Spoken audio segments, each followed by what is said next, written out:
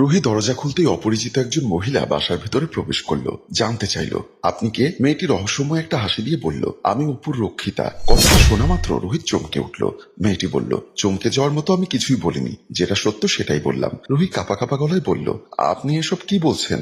মেয়েটি আবারও রহস্যময় একটা হাসি দিয়ে বলল, যে ফ্ল্যাটটাতে আমাকে ভাড়া করে রাখা হয়, প্রতি রাতে যে ফ্ল্যাটে অপু আমার সাথে গিয়ে তার চাহিদা মেটায়, সেই ফ্ল্যাটের লোকজন জানে আমরা স্বামী স্ত্রী, কিন্তু ওই ফ্ল্যাটের রড, ইট, বালি, কণা, সিমেন্ট, এই জড় পদার্থগুলোই জানে আমি অপুর বিয়ে করা স্ত্রী নয়, রক্ষিতা। মেয়েটির কথা শুনে রুহি যেন নির্বাক হয়ে গেল। মুখ থেকে একটা কথাও বের হচ্ছে না, হা করে মেয়েটির দিকে তাকিয়ে আছে।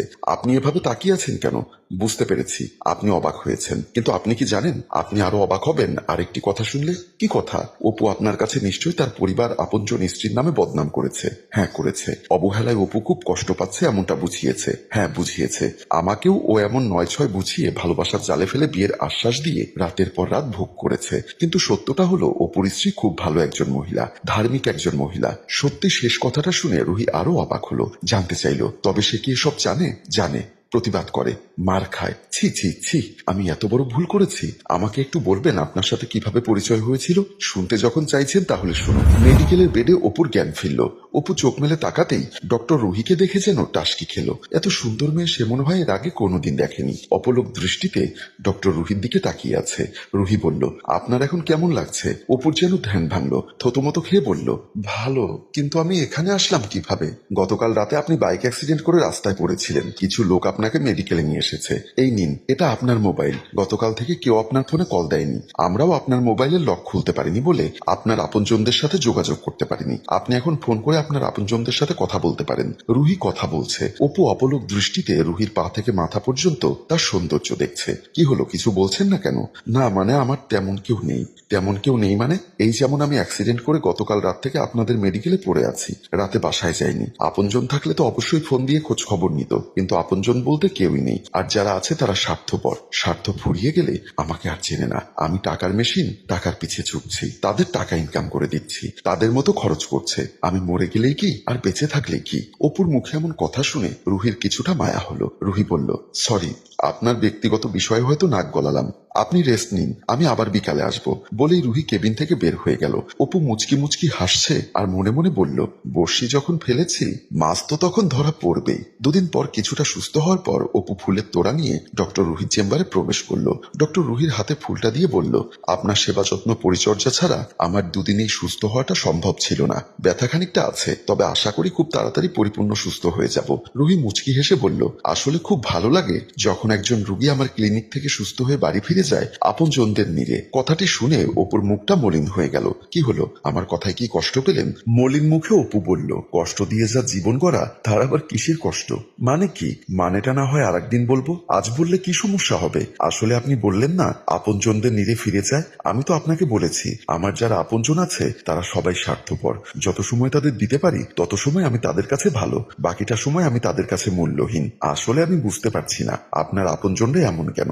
আজ বিকালে রেস্টুরেন্টে আসুন, একসাথে বসে 2 কাপ চা কফি খেতে খেতে না হয় বলবো। রুহি মুচকি হেসে বলল, আচ্ছা, আপনার নিমন্ত্রণ আমি সাদরে গ্রহণ করলাম। অপু হাসি মুখে চেম্বার থেকে বের হয়ে গেল।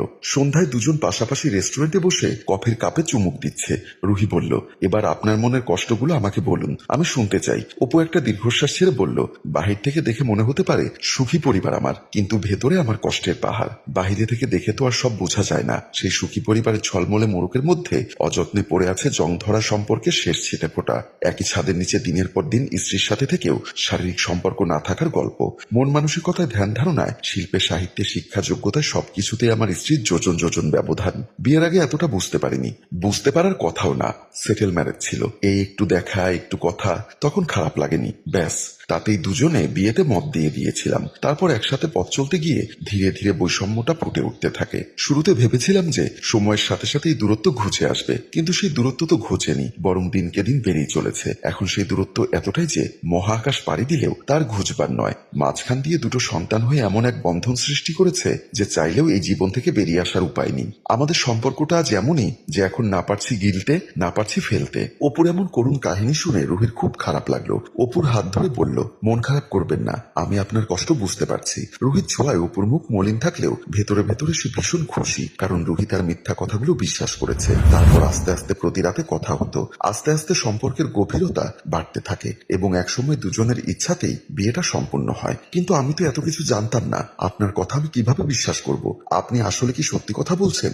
আমিও এমন সত্য মিথ্যার দ্বিধা দ্বন্দ্বে পড়ে ওকে বিশ্বাস করেছিলাম, ওকে ভালোবেসেছিলাম। আমার নাম প্রিয়া। বছরখানেক আগে আমার অসুস্থ খালাতো বোনের চিকিৎসা করার জন্য মানুষের কাছে সহযোগিতা খুঁজছিলাম এবং অপুর সাথে দেখা হয়ে যায়। তারপর একটা বাসার সামনে এসে কলিং বেল দিলাম, দরজা খুলে বের হয়ে আসলো অপু। আমাকে দেখে আমার পা থেকে মাথা পর্যন্ত অবাক হয়ে বারবার তাকিয়ে দেখছে। আমি কিছুটা বিব্রত বোধ করলাম, তারপর সালাম দিয়ে বললাম, ক্যান্সার আক্রান্ত রোগীর চিকিৎসার জন্য যদি পারেন কিছু সহযোগিতা করুন। অপু আমাকে বলল, কত টাকা লাগবে আপনার? আমি অবাক হয়ে বললাম, আপনার যা সাহায্য করতে ইচ্ছা করে তাই করুন। পকেট থেকে একটা 1,00,000 টাকার বান্ডিল বের করে আমার হাতে ধরিয়ে দিল। আমি যেন আকাশ থেকে পড়লাম এতগুলো টাকা দেখে। আমি জানতে চাইলাম, আপনি এতগুলো টাকা সাহায্য করছেন? অপু বলল, চিকিৎসার জন্য আরো টাকা লাগলে আমি আপনাকে দিব, টাকার জন্য টেনশন করবেন না। আমি আরো অবাক হয়ে মনে মনে বললাম, মানুষটা কি সত্যি অসুস্থ নাকি সুস্থ? এখনকার যুগে এতগুলো টাকা তো কেউ কখনো সহযোগিতা করে না। অপু বলল, কি ভাবছেন? বললাম তো আরো টাকা লাগলে আমি দিব, কিন্তু অসুস্থ মেয়েটি আপনার কি হয়? আমার খালাতো বোন। আপনার খালাতো বোন? আচ্ছা চলুন, আপনার খালাতো বোনকে আমি দেখতে যাব, আর ওর চিকিৎসার যত খরচ আমি বহন করব। আমি অপুর কথা শুনে যেন নিজের মধ্যে ছিলাম না, কিছু না ভেবেই বললাম, চলুন। আমি আর অপু ওই বাসার সামনে থেকে চলে আসলাম। খাটের উপর আমার খালাতো বোন তানিশা অসুস্থ অবস্থায় শুয়ে আছে। আমি অপুকে নিয়ে রুমের ভেতরে প্রবেশ করলাম। অপু আমার বোনের পাশে বসে মাথায় হাত বুলিয়ে বলল, আমি চলে এসেছি, আর কোনো টেনশন করবে না। তোমার চিকিৎসার জন্য যত টাকা লাগবে আমি খরচ করব, তোমাকে আমি সুস্থ করেই তুলবো। আর এই নোংরা বিছানা আর এই ছোট ঘরে থাকার প্রয়োজন নেই। আজই আপনাদের জন্য আমি একটা ফ্ল্যাটের ব্যবস্থা করছি, আজ থেকে আপনারা সেই ফ্ল্যাটে থাকবেন। আমি অবাক হয়ে বললাম, আপনি আমাদের জন্য এত কিছু কেন করতে চাইছেন? আমার ব্যবসা আছে, বাণিজ্য আছে, টাকা আছে, পয়সা আছে, ধন সম্পদ যা বলেন সবকিছুই আছে, কিন্তু আমার মনে কোনো শান্তি নেই। তাই মানুষকে সাহায্য করে মনে একটু শান্তি অনুভব করি। প্লিজ সেই শান্তিটুকু থেকে আমাকে নিরাশ করবেন না। আপনার মনে শান্তি নেই কেন সে কথা না হয় আরেকদিন বলবো, এখন আমি আসি। আগামীকাল আপনাদের মালামালগুলো গুছিয়ে নেবেন, আপনাদের জন্য আমি একটা ফ্ল্যাট রেডি করে রাখবো, আপনারা সেই নতুন ফ্ল্যাটে উঠবেন। বলেই অপু রুম থেকে বের হয়ে গেল। আমি ভীষণ দ্বিধাদ্বন্দ্বের মধ্যে পড়ে গেলাম, ভীষণ একটা ভাবনা মাথার মধ্যে কাজ করতে লাগলো। আমি বুঝতে পারিনি অপুর জালে আমি কখন ফেসে গেছি। অপুর প্রতি দুর্বল হয়ে গেলাম। সেদিন থেকে ওর ফ্ল্যাটে থাকছি, ওর টাকায় বিলাসিতার জীবনযাপন করছি। কিন্তু যেদিন জানতে পারলাম ওর স্ত্রীর সন্তান আছে, সেদিন থেকে প্রতিবাদ করতে শুরু করলাম, ওর কাছ থেকে মুক্তি পেতে চাইলাম। কিন্তু ও এতটাই জঘন্য মানুষ, ও ওর আর আমার গোপন কিছু ভিডিও করে রেখেছে। সেই ভিডিও দেখিয়ে সবসময় আমাকে ভয় দেখায়। যখন জানতে পারলাম আপনাকেও সে রক্ষিতা বানিয়ে রেখেছে, তখন আজ সকালে প্রতিবাদ করলাম। তারপর ওকে প্রিয়ার গালে কষে চর বসিয়ে দিয়ে বলল, এক প্রশ্ন দ্বিতীয়বার করাটা আমি পছন্দ করি না। আমি কোথায় কি করছি সেটা তোমার জানার বিষয় নয়, তুমি তোমার পরিপূর্ণতা পাচ্ছ কিনা সেটা হচ্ছে তোমার জানার বিষয়, দেখার বিষয়। আমি তো তোমাকে সবকিছুই দিচ্ছি, তারপরও দ্বিতীয় প্রশ্ন আসবে কেন? প্রিয়ার চোখে ছলছল পানি, হালকা মলিন একটা হাসি দিয়ে বলল, জীবনে নাটক তুমি অনেক করেছো, জানি না এই নাটকের শেষ কোথায়, তবে এটা বিশ্বাস করি সবকিছুরই একটা শেষ আছে। তোমার সব নাটকের একদিন শেষ হবে, তাহলে সেই দিনটার জন্য অপেক্ষা কর। তবু আমার কোনো ব্যক্তিগত বিষয়ে তুই কথা বলবি না, আর কথা বললে আমি কি করতে পারি সেটা তুই ভালো করেই জানিস।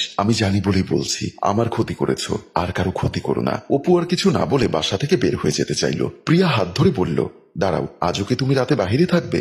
অপু পেছন ফিরে বলল, হ্যাঁ থাকবো, তাতে তোর কি? আমার কিছু যদি নাই হয়ে থাকে তাহলে আমাকে কাঠের পুতুল বানিয়ে বাসায় রেখেছো কেন? অপু প্রিয়ার কানের কাছে মুখ নিয়ে বলল, এই কেন? কোনো উত্তর আমার কাছে নেই, আর তুই ভালো করেই জানিস আমি কোনো প্রশ্ন শুনতে ভালোবাসি না। হ্যাঁ জানি তুমি ভালোবাসো না, কিন্তু আমার মতো অনেক মেয়ে সর্বনাশ করতে তুমি ভালোবাসো। অপু এবার উত্তেজিত হয়ে প্রিয়ার গাল চেপে ধরে বলল, আর একটা কথা বললে তোর আর তোর বোন তানিশার সাথে আমার অবৈধ গোপন ভিডিও ইন্টারনেটে প্রকাশ করে দেব। অপুর কথা শুনে আমি যেন আকাশ থেকে পড়লাম, বাসা থেকে বের হয়ে গেল। আমি বুঝতে পারলাম আমার ছোট বোন তানিশা সর্বনাশ করেছে, চোখের পানি ধরে রাখতে পারলাম না। তারপর আপনার কাছে ছুটে আসলাম। রুহির আগে যেন আগুন হয়ে আছে, আমার কাছে এসে আপনি ভালো করেছেন। এই খারাপ মানুষটার অধঃপতন হওয়া প্রয়োজন, ওর বিচার যদি আমরা না করি তাহলে ও একটার পর একটা অপকর্ম চালিয়ে যাবে, আমাদের মতো মেয়েদের জীবন নষ্ট করে ফেলবে। চলুন আমরা ওর স্ত্রীর কাছে যাব, তারপর ওর খেলা এখানেই শেষ করে দিব, ওকে আর কোনো মেয়ে সর্বনাশ করতে দিব না। প্রিয় ভিউয়ার্স, আমাদের সমাজে অপুর মতো এমন কিছু কুলাঙ্গার মানুষ আছে, এই মানুষগুলো আমাদের ক্ষতি করে, কিন্তু আমরা কখনো তাদের বিরুদ্ধে প্রতিবাদী কণ্ঠস্বর হয়ে দাঁড়াতে পারি না। প্রিয়া আর রুবি কি পারবে অপুর বিরুদ্ধে প্রতিবাদী কণ্ঠস্বর হয়ে দাঁড়াতে? আপনাদের কি মনে হয় কমেন্ট করে জানিয়ে দিন, আর গল্পটি ভালো লাগলে লাইক, কমেন্ট ও শেয়ার করে সবার মাঝে ছড়িয়ে দিন। গল্পটির রচনায় ফেরদৌস অপু, পরিচালনায় মৃদুল।